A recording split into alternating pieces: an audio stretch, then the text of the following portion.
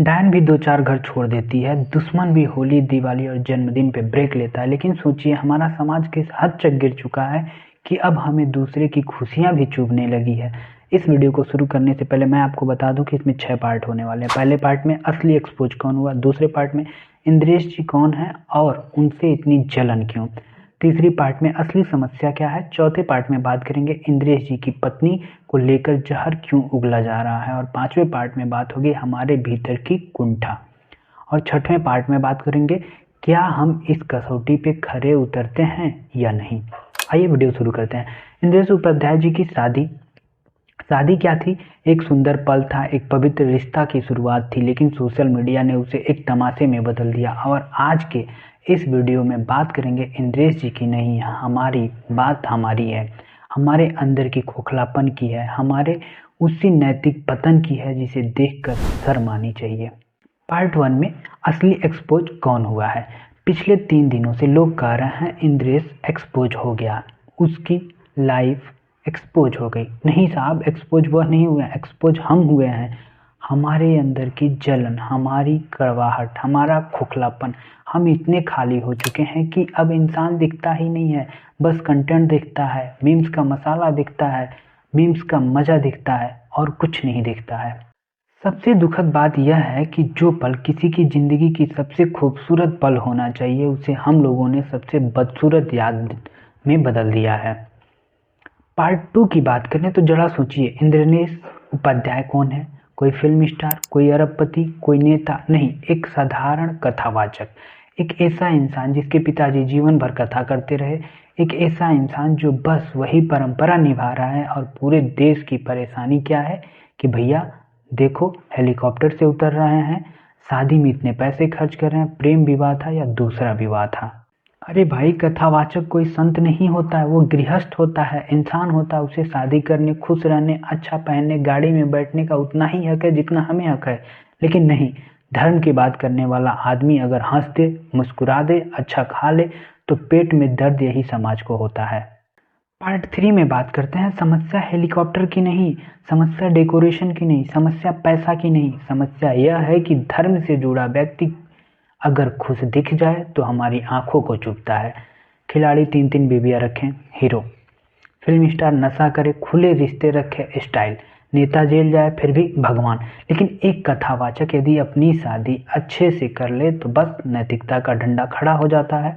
यह दोहरापन ही असली बीमारी है, यही मानसिक विष है जो समाज को खोखला कर रहा है। पार्ट 4 की बात करते हैं। सबसे जहरीला हमला, उनकी पत्नी के निजी जीवन पे हमें क्या फर्क पड़ता है? इंद्रेश जी, उनकी पत्नी, उनके परिवार वाले जाने क्या है क्या नहीं है। पहले शादी हुई थी, तलाक हो चुका था, पुरानी बातें हैं। हम इन शब्दों को ऐसे उछाल रहे हैं जैसे सामने कोई इंसान नहीं, एक किरदार हो, एक हेडलाइन हो, एक मीम हो। हमें भी नहीं पता क्या उनका जीवन था, क्या नहीं जीवन था। अगर मान भी लेते हैं 1 सेकंड के लिए, हाँ उनका कुछ था, कुछ नहीं था, अरे भाई वो लड़की किसी की बेटी है, किसी की बहन है, आज किसी की पत्नी है। हमें क्या पता उसके जीवन में क्या हुआ क्या नहीं हुआ। मान भी लेते हैं अगर हुआ हो तो सोचिए वो कितना रोई होगी, इन हालातों से गुजरी होगी, किन किन हालातों से गुजरी होगी, और उसे एक नया रिश्ता शुरू करने में कितनी परेशानियों का सामना करना पड़ा होगा।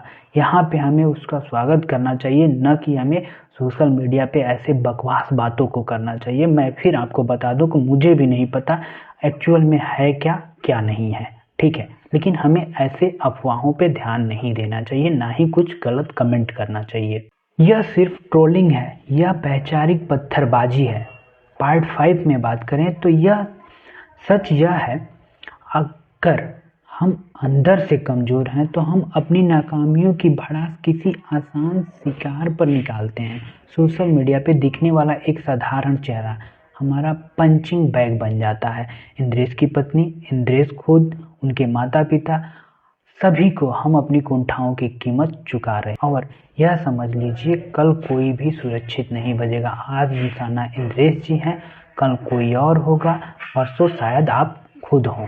लोग उनके पुराने बयान वायरल कर रहे हैं, काट छांट कर पेश कर रहे हैं। सवाल यह है कि क्या हमने जिंदगी में कभी कोई औपचारिक बात नहीं की है? अगर हमारे पुराने ऑडियो, पुराने मैसेज आज वायरल कर दिए जाएं, क्या हम उस कसौटी पे खरे उतरेंगे जो हमने दूसरों के लिए बनाई है? इंसान विचारों से बनता है, विचार बदलते हैं, परिपक्वता बढ़ती है, लेकिन हम सुधार का मौका ही नहीं देते हैं, सजा तुरंत देते हैं। धर्म मंच से नहीं मरता, धर्म तब मरता है जब किसी की खुशी देख के हमारे दिल में शांति नहीं बचती है, जब किसी के विवाह पर शुभकामनाओं की जगह हम जहर फेंकते हैं। इंद्रनीश उपाध्याय संत नहीं हैं, गृहस्थ हैं। उन्हें वह अधिकार है जो हमें है, जीने का, खुश रहने का, सम्मान से जीवन बिताने का। इसलिए अगर किसी की खुशी आपको चुभ रही है तो समस्या उसकी खुशी में नहीं, आपकी सोच में है। दोस्तों, जीने दो, दूसरों को भी, खुद को भी। राधे राधे।